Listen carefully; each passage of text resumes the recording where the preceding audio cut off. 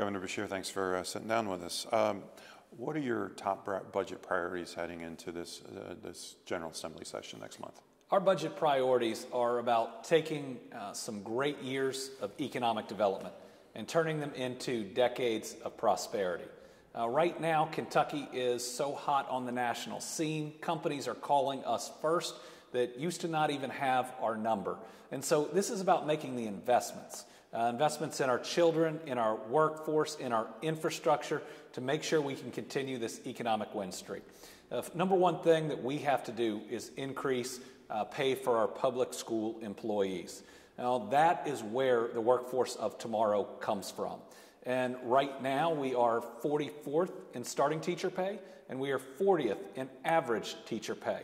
You look at Indiana, they're raising teacher pay. Tennessee announced a 22% raise in teacher pay. We simply have to do it to be competitive.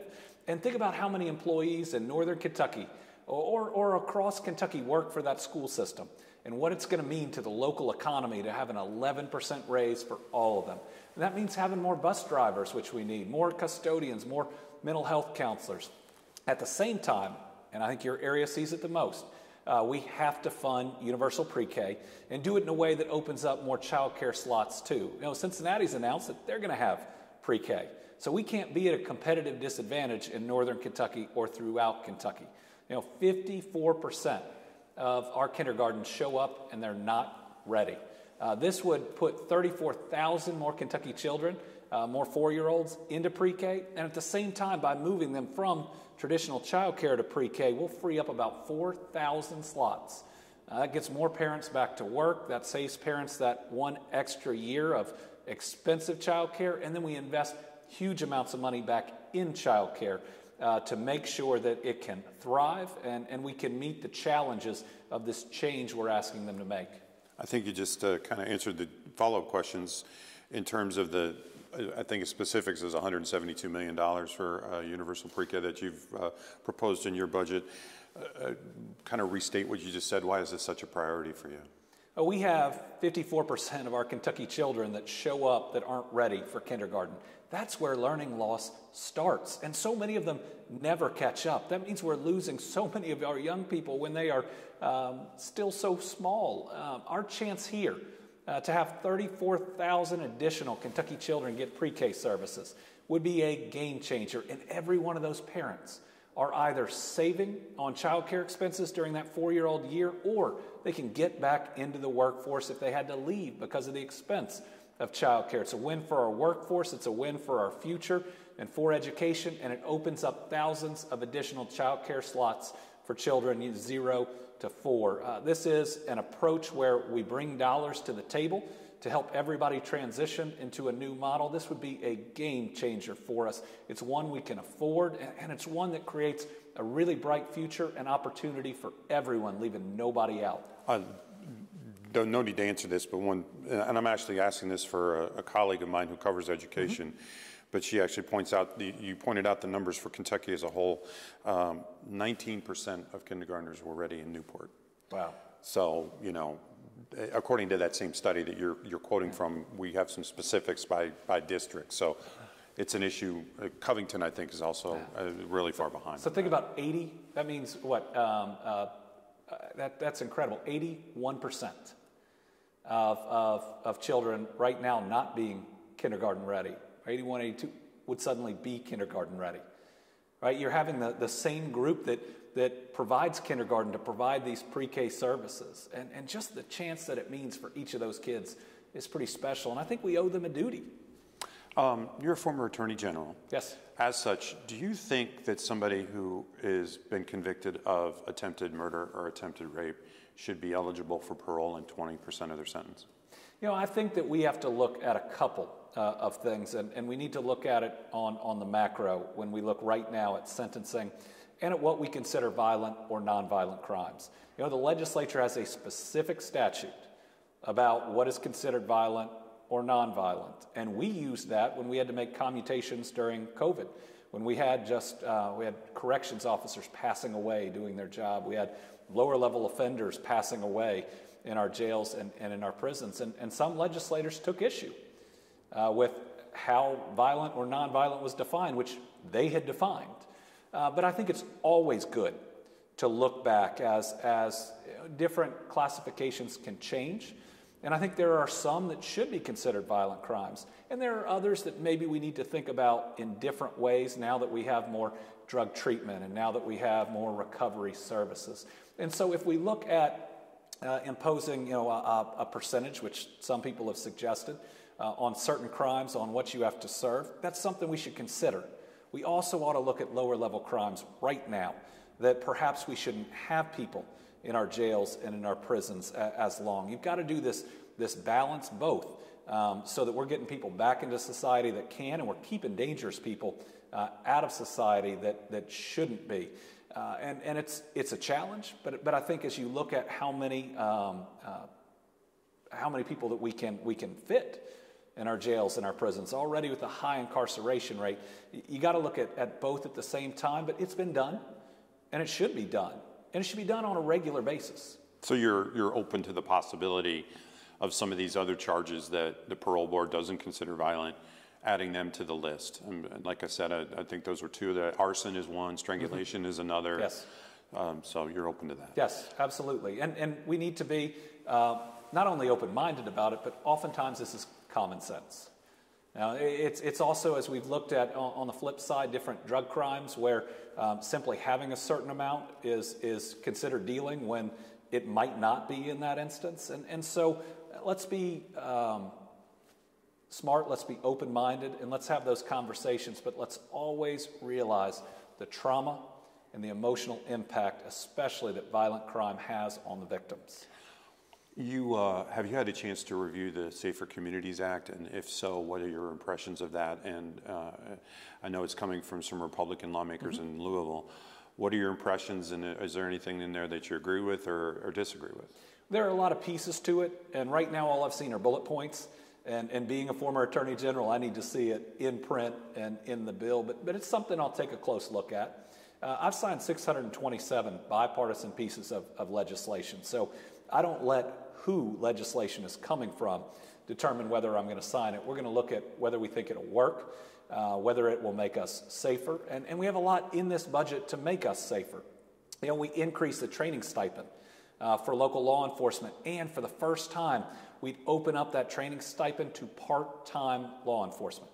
A lot of our smaller police units need part-time officers, and they have to go through the training to be certified, but they don't get any of that stipend for going through those 40 hours. If we can rectify that, hopefully we can provide more part-time officers where they're needed to supplement our overall numbers. We also budget for more state troopers and provide another raise, because while our numbers are improving, it's incredible how much they're improving, and it's going to improve public safety all over the Commonwealth.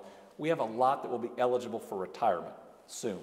With another raise, we'll keep them about another 3 years. So when we look at the numbers, when that major retirement happens, we still have a sufficient force of state troopers. The crime, that Safer Communities Act, I think the big one is going to cause a lot of controversy is a 3 strikes and you're out provision. Again, it kind of falls under what you define violent crime at, but 3 violent offenses and you go to prison for life. I think you just have to be really particular and look at those crimes. We have some very serious crimes where if you commit once or twice, you probably shouldn't be back out on the streets. And so that's something I'm going to want to talk to lawmakers about who are looking at it. When do you expect medical marijuana to be sold in Kentucky? How's that process coming? So we believe we will hit the dates that are assigned in legislation, but we will need some changes made, some unintentional consequences, or some dates that we think were incorrect in the legislation. So right now, the date that the program starts is also the date some of the applications can go out, right? So we need to just back some of those up. Now, we don't need to push anything further or delay it. We just need a couple of statutory changes so that we can get the businesses selected in the licensing process, and they have time to get ready. I will say that people ought to be prepared for the scale of the program to be smaller than maybe they have in their minds. And that's because the legislature really limited the number of conditions that you can qualify for medical marijuana. We think that there's more. Crohn's, for instance, is not on that list, and it's on the list virtually everywhere else. And so that's something that we'll be looking at. Right now, it's a specific group at the University of Kentucky that can add conditions. We probably need to move that over to the list of doctors and other experts that the legislature created. So both of those are things that are in their legislation, but just a couple of small changes and fixes. But right now it is on track. You'll see draft regulations coming out probably in the next several weeks. We're excited about how it's shaping up, and we expect to meet the deadlines. Anything else in the budget that you think, or in terms of your legislative priorities, that would be of big or high concern, or some people in northern Kentucky would pay attention to? Well, certainly our infrastructure spending. You look at the $500 million in water and sewer projects we did through ARPA funds. Those are incredibly important. They're grants, so they don't raise the rates of any of the northern Kentucky citizens when those dollars come in. We're proposing another $500 million allocated the same way, so every northern Kentucky county would see a significant grant for a project that they determine. There's also more than $1.1 billion of federal money for high-speed internet coming down, and that is so critical. All the legislature has to do is appropriate it, but what it means for each of those counties is more projects. I mean, you have to apply for them, but dollars to get internet access to every single home. We have a county and city bridge repair program, because oftentimes your budget just isn't enough for that next repair that needs to be done. Of course, in our transportation budget, and it's already being worked on, the 4th Street Bridge is in there as well, so important to those communities. This is a really good budget for local communities. It has funding for the Covington Riverport project. The state would put in part of that. The city would come with the other. It also has dollars in to purchase more land for the convention center there, which is a state asset, but is so important for the local community. Past budget, the last budget you guys did, it was contentious. Do you believe that, are you preparing for something similar, or do you think that, given your political win, that will help grease the skids, if you will, when it comes to actual policy? So what I care about is the final product. And whether people want to say this or that about me on the way to the final product, if we get a good budget, it's worth it. People have called me names for longer than 4 years, and I can handle any of that. What I care about is getting the best result for the people of Kentucky. Last time the contentiousness came because the House was the first House in the United States, we think, and certainly ever in our history, to jump in front of the governor and submit an executive branch budget without the input of the folks who run the executive branch. But my concern about that is what they left out. They left out trooper raises. They left out really critical projects. But while some saw the contentiousness, we then met with the Senate for hours and hours and hours upon end and worked with them to craft a pretty good budget amendment and substitutes. And what we got in the end, though I wish the process had gone differently, well, it was a good budget. Didn't do enough on teacher raises, but we saw some really good pieces in that.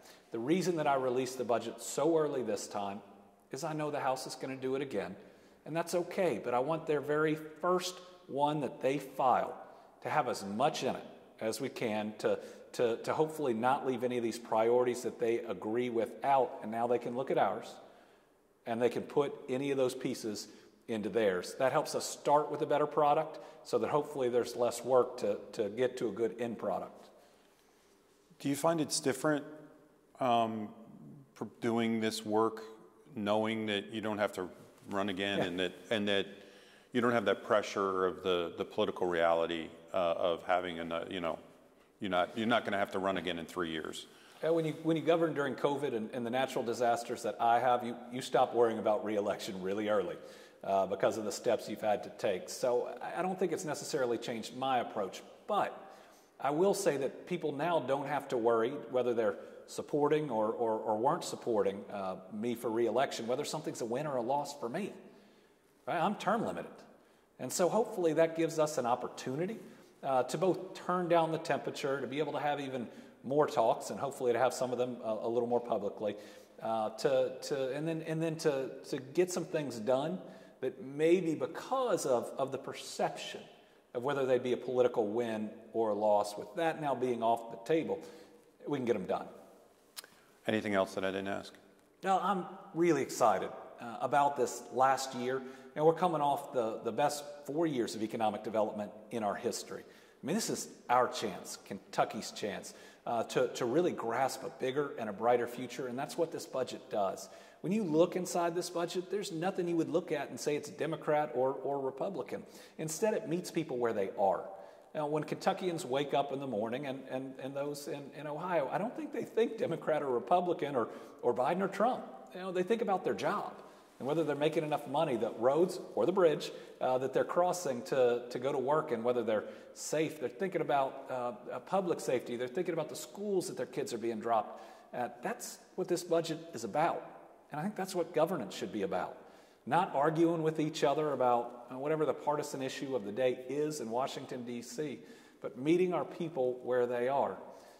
That's pretty special. And as we continue to invest in northern Kentucky, as we continue to build the Brent Spence Companion Bridge without tolls and push through all the federal permitting and bureaucracy we have to get through, these investments in public schools and in water and sewer and so many other pieces, I just think give more momentum to a northern Kentucky whose economy is booming. It helps every single northern Kentuckian to hopefully reach that better life.